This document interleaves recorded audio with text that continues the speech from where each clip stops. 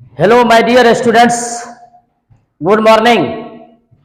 मेरे प्यारे छात्र छात्राओं, सुबह का सत श्री अकाल, गुड मॉर्निंग, आदाब। और जैसा कि आप लोग जान रहे हैं, मैंने कुछ वीडियो 12वीं कक्षा के लिए, बिहार बोर्ड के लिए, चाहे रेनबो पार्ट 2 की बात हो, चाहे दिगंत भाग 2 की बात हो, मैंने अपने चैनल, ये मेरा चैनल नहीं बल्कि आप ही लोग का चैनल है, क्योंकि ये सेवा आप लोग के लिए किया जा रहा है, तो जिसका नाम है किंग ऑफ इंग्लिश सुपौल, में बहुत सारे वीडियो मैंने डाल रखा है। और आशा करते हैं कि आप लोग इस वीडियो को पढ़कर सुनकर जरूर बहुत सारे क्वेश्चन याद हो रहे होंगे एवं आने वाले परीक्षा के लिए यह क्वेश्चन आप लोग के लिए अवश्य सिद्ध होगा। तो चलिए, आज मैं दिगंत भाग 2 के भूषण जी का मैं ऑब्जेक्टिव वस्तुनिष्ठ प्रश्न कराने के लिए जा रहा हूं। तो आप लोग ध्यानपूर्वक इस ऑब्जेक्टिव को देखें एवं सुनकर उनका जो है उनको याद रखें। यहां पर कहा जा रहा है कि भूषण ने कौन सी कविता लिखी है। यहां पर कहा जा रहा है कि भूषण जी कौन सी कविता लिखे हैं। भूषण जी जो है कौन सी कविता लिखे हैं, छपा लिखे हैं, पद लिखे हैं, सूरदास के पद लिखे हैं, कवित लिखे हैं या करवग लिखे हैं। तो भूषण जी जो है वो कवित लिखे हैं, और कवित का मतलब हो जाता है कविता। कवित का मतलब क्या हो जाता है? कविता। इसीलिए इसका आंसर जो है वो सी नंबर हो जाएगा। अगला यहां पर ऑब्जेक्टिव कहता है कवित शीर्षक कविता के कवि कौन है। कवित शीर्षक कविता के कवि कौन है? कबीर साहब है, भूषण जी है, तुलसीदास या सूरदास जी है, तो भूषण जी है। इसीलिए इसका आंसर जो है बी नंबर हो जाएगा। अगला यह ऑब्जेक्टिव कहा जा रहा है कि भूषण जी जो है रीति काल के किस धारा के कवि है। निर्गुण धारा के, रीति युक्त धारा के, सगुण धारा के या रीति युक्त धारा के। तो यहां पर जो है भूषण जी जो है रीति युक्त धारा के कवि है। इसीलिए इसका आंसर जो है वो डी नंबर हो जाएगा। अगला यहां पर ऑब्जेक्टिव कहा जा रहा है कवित के प्रथम पद में कौन सा रस है। वीर रस, श्रृंगार रस, करुण रस। तो कवित के प्रथम पद में वीर रस है, इसीलिए इसका आंसर जो है वो ए नंबर हो जाएगा। अगला यह ऑब्जेक्टिव कहता है कवित के द्वितीय पद में, मतलब दूसरे भाग में, किस रस की अभिव्यंजना हुई है। किस रस की अभिव्यंजना हुई है? करुण रस, श्रृंगार रस, वीर रस या विभत्स रस। तो कवित के द्वितीय पद में करुण रस की अभिव्यंजना हुई है, इसीलिए इसका आंसर जो है ए नंबर हो जाएगा। अगला कहा जा रहा है कि भूषण ने मुख्यतः किस भाषा में रचना की।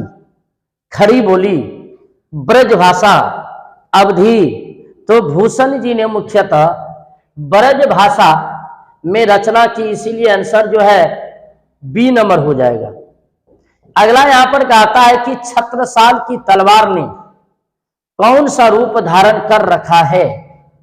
रौद्र रूप, भयंकर रूप, मधुर रूप।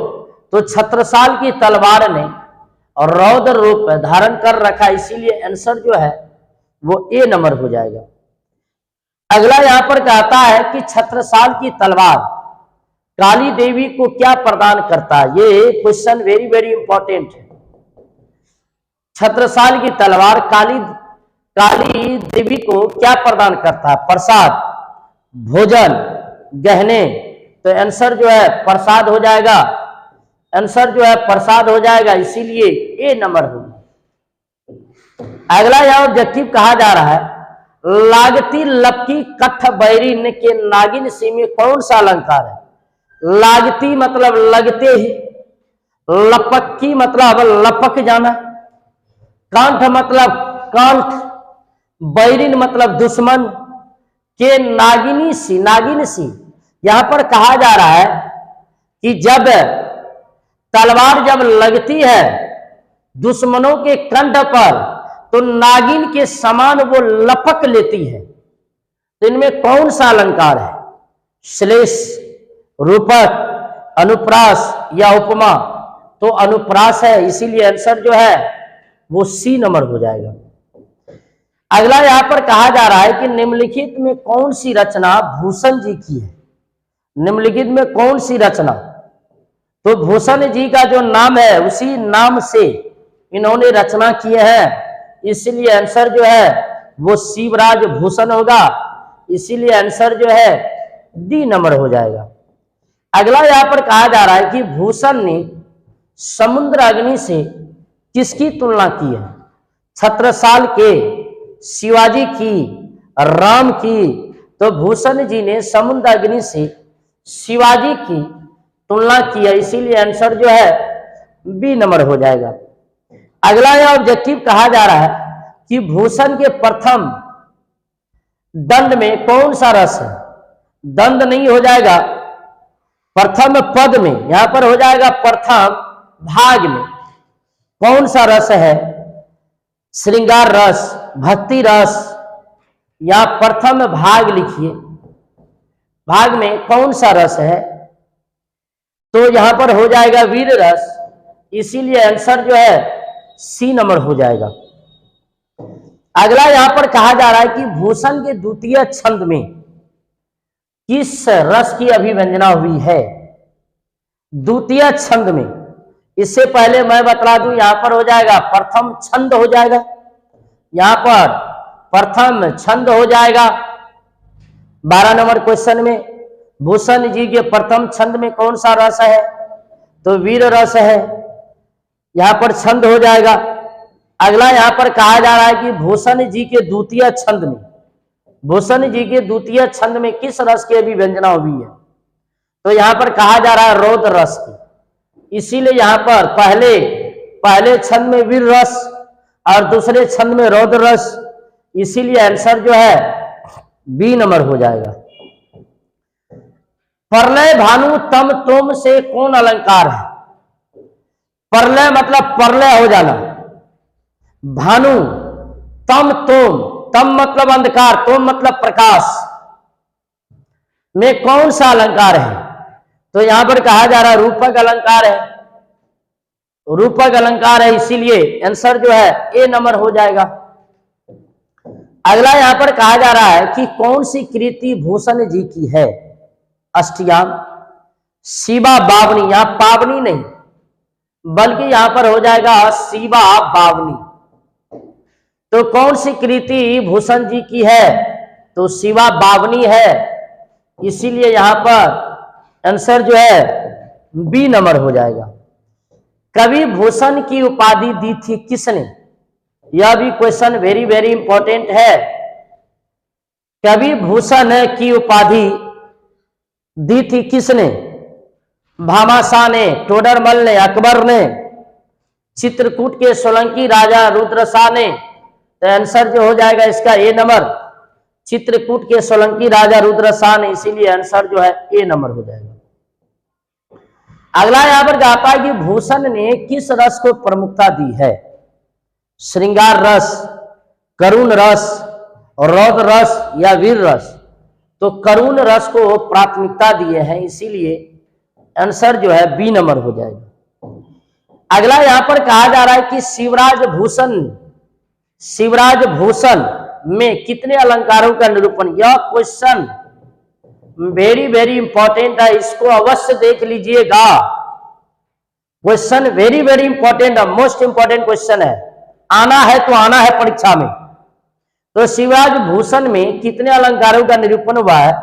तो 105, इसीलिए यहां पर आंसर जो है डी नंबर, और यह क्वेश्चन बार बार पूछा भी गया है। अगला कहा जा रहा है कि भूषण की कृति नहीं है, कौन? तो भूषण की जी का कृति तो आप लोग जानिए रहे, भूषण जी के नाम से भूषण आ जा रहा है, दूषण उल्लास है ना, भूषण उल्लास, दूषण उल्लास, ये सब भूषण जी की कृति है। नहीं कौन है? तो हर्षोल्लास नहीं है, इसीलिए आंसर जो है डी नंबर हो जाएगा।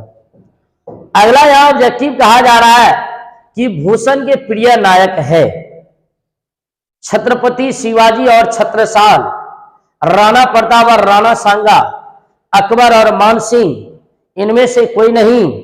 तो इसका आंसर जो है ए नंबर हो जाएगा, छत्रपति शिवाजी और छत्रसाल, इसीलिए आंसर जो है ए नंबर होगा। अगला यहां पर कहा जा रहा है कि शिवाजी के पुत्र का नाम क्या था। शिवाजी के पुत्र का नाम क्या था? तो शिवाजी के पुत्र का नाम था साहू जी, इसीलिए आंसर जो है वो बी नंबर हो जाएगा। अगला यहां पर कहा जा रहा है कि शिवा बावनी में कितने मुक्तक है। यह भी क्वेश्चन वेरी वेरी इंपॉर्टेंट है, वेरी वेरी इंपॉर्टेंट है परीक्षा के लिए। शिवा बावनी में 52 मुक्तक है, इसीलिए आंसर जो है सी नंबर हो जाएगा। छत्रसाल दशक में छंद है, कितने छंद है? 110, 210, 310 या 10? तो इसमें 10 है, इसीलिए आंसर जो है डी नंबर हो जाएगा। और यह भी क्वेश्चन वेरी वेरी इंपॉर्टेंट है। अगला यहां पर कहा जा रहा है कि भूषण के पिता का नाम था, क्या नाम था? रत्नाकर त्रिपाठी, नंदन त्रिपाठी, भृगु नंदन त्रिपाठी, शत्रुघ्न त्रिपाठी। तब भूषण जी के पिताजी का नाम था रत्नाकर त्रिपाठी, इसीलिए आंसर जो है ए नंबर हो जाएगा। अगला यहां पर कहा जा रहा है कि शिवराज भूषण किसकी कृति है। तो शिवराज भूषण जो है भूषण जी का नाम है, इसीलिए भूषण जी की है, इसीलिए आंसर जो है बी नंबर हो जाएगा। अगला यह ऑब्जेक्टिव कहा जा रहा है कि भूषण जी किस काल के कवि थे। भक्ति काल के, आधुनिक काल के, रीति काल के या वीर गाथा काल के। तो भूषण जी जो थे रीति काल के थे, इसीलिए आंसर जो है वो सी नंबर हो जाएगा। अगला यहां पर कहा जा रहा है कि शिवा बावनी में कितनी मुक्तक है। तो शिवा बावनी में 52 मुक्तक है। यह भी क्वेश्चन वेरी वेरी इंपॉर्टेंट है और आंसर इसका बी नंबर हो जाएगा। क्वेश्चन यह भी वेरी वेरी इंपॉर्टेंट है, याद रख लीजिएगा। इस चैप्टर से जरूर 2-3 ऑब्जेक्टिव अवश्य रहेंगे। चिंतामणि त्रिपाठी भूषण जी के कौन थे? तो चिंतामणि त्रिपाठी भूषण जी के भाई थे, इसीलिए आंसर जो है ए नंबर हो जाएगा। अगला यहां पर कहता है कि शिवा चावनी नहीं बल्कि बावनी, यहां पर चावनी नहीं बल्कि बावनी हो जाएगा। शिवा बावनी, शिवा बावनी में किसकी वीरता का बखान है? तो शिवा में शिवाजी का, इसीलिए आंसर जो है ए नंबर हो जाएगा। अगला यहां पर ऑब्जेक्टिव कहा जा रहा है छत्रसाल दशक किसकी कृति है। छत्रसाल दशक किसकी कृति है? तो छत्रसाल दशक जो है भूषण जी की है, इसीलिए इसका आंसर जो है सी नंबर होगा।